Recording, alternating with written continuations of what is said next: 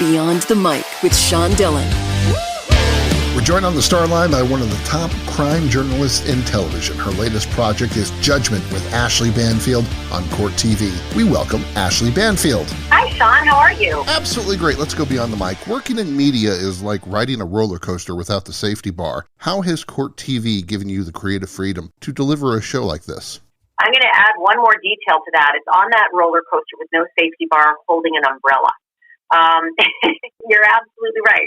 It's a challenge every day, and I'm so glad that Court TV has decided to embark on this project because, you know, there's no other outlet in the world that has hundreds of thousands of hours of archival video in the library. And so the fact that we're tapping into that to pull the best and most compelling cases and moments in legal journalism is just a delight. I mean, I would love for you all to be able to watch all those 100,000 hours, because to me, they're all fascinating.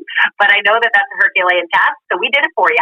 And we picked the best. And every week, we're going to have a 1-hour focus on a case that really, tweaked Americans in some way. And we're going to bring it to you, not from the typical magazine perspective with lights and recreation and all this. We're going to take you in the courtroom and show you exactly how it happened with all the facts, real, true facts, evidence, testimony, witnesses, and the process. And to me, that's the purest kind of journalism. Now, was there a case that, as you re-examined all these cases for the show, made you think, wait a minute, I don't remember that?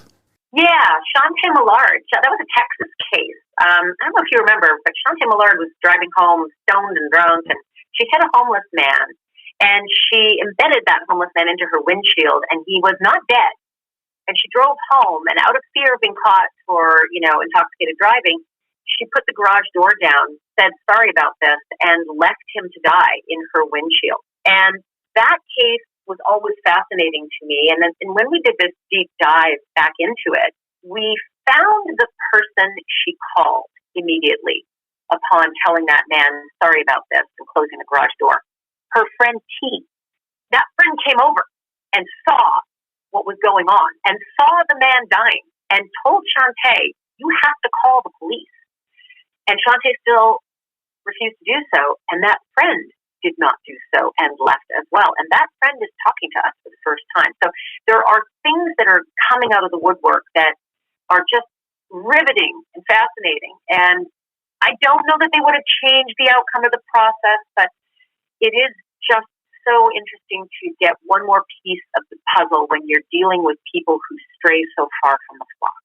So many cases you could have chosen for your first episode. How easy or hard was it to pick the first case? I think Casey Anthony was a no-brainer.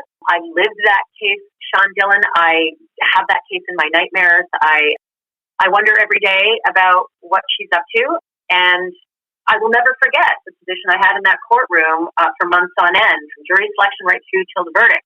And I am also one of those real strange people, probably the only one listening right now, who thinks that the jury got it right.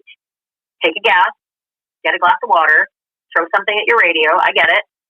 But I'll tell you why. I think I spoke with the jury, first of all, so I have the right to say what I said because I actually spoke with the jury members. And they were absolutely tortured by this case because the prosecutors demanded way too much of them. The prosecutors didn't have all the evidence in this case. They didn't have all the evidence to prove the theory that they created in that courtroom. They overreached, they overplayed their hand, and they demanded the jury jump over the Grand Canyon for the missing evidence. And this is not to say that I think Casey Anthony is an innocent woman. Far from it. She is, without question, a very bad girl. And she did something terrible. And she caused the death of that adorable little child, Taylor Marie.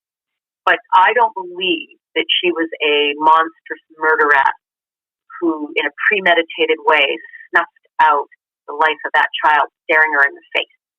And that was what the jury was asked to render a verdict on. And they said no, not on our watch. Her latest project is Judgment with Ashleigh Banfield on Court TV. You've interviewed a who's list of entertainment politicians and stars. What interview, may not have been with anyone famous, touched you the most? The interview that stands out to me the most, and a lot of this comes from perspective and hindsight, is Bashar al-Assad, the president of Syria.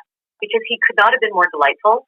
I actually liked him in the room, was really transfixed by the dichotomy of that personality. And this is before I even knew just how bad he gets. This is before the Syrian war. So I look back on that interview and I think, did you miss something? Like, I knew he wasn't, a unicorn. But I just look back on it thinking, you had no idea at the time the evil he was capable of. And so that one sort of stands out to me a lot. You've introduced your kids to some great rock and roll. Since the coronavirus outbreak, concerts have been silenced. What's the first band you want to see when music starts playing again? Listen, that's a really unfair question because one band, are you kidding me? Like, I go... No, I'm going to make you answer. Gotta answer. Yeah, but I run the gamut from, like, Def Leppard to David Gray, and Tony Bennett. So, what concert? Gosh, what concert would I want to see? I couldn't even pick. Maybe if Kiss got back together, that'd be the one. Now, every city you've moved to has won the Stanley Cup. Your friends in Winnipeg want to know when you're moving up there. And Lubbock doesn't have a team. It's one of those really weird things in my life that every time I moved to a city, I brought the cup with me. And so Winnipeg, God bless you, but that 40 below zero temperature in December, January, and February, it's going to make it a really tough decision. I'm not saying no. I'm not saying never. But I think it can happen without me. How have you survived quarantine? Okay, Sean, I know this is another one of those things where people are going to say she's crazy, but I've actually liked it. I like my house. I like not have to work. I like my quarantine also. Studio, comfy, pajamas. I know what you're saying. Yeah, and I've made it like a really comfortable environment. I like my dinner table with my kids at night. I like that. And, like I said, like if you're one of those rat racers who commutes to New York City every day and it can be an hour or it can be 6, depending on the traffic, this is really delightful to just start your day in jammy pants and finish your day in the same jammy pants. So I really have enjoyed it. Her latest project is Judgment with Ashleigh Banfield on Court TV. Ashleigh Banfield, thanks for taking the time to talk with me today. Sean, I look forward to our next time together. You stay well out there, okay? And that, my friends, is a Beyond the Mic shortcut.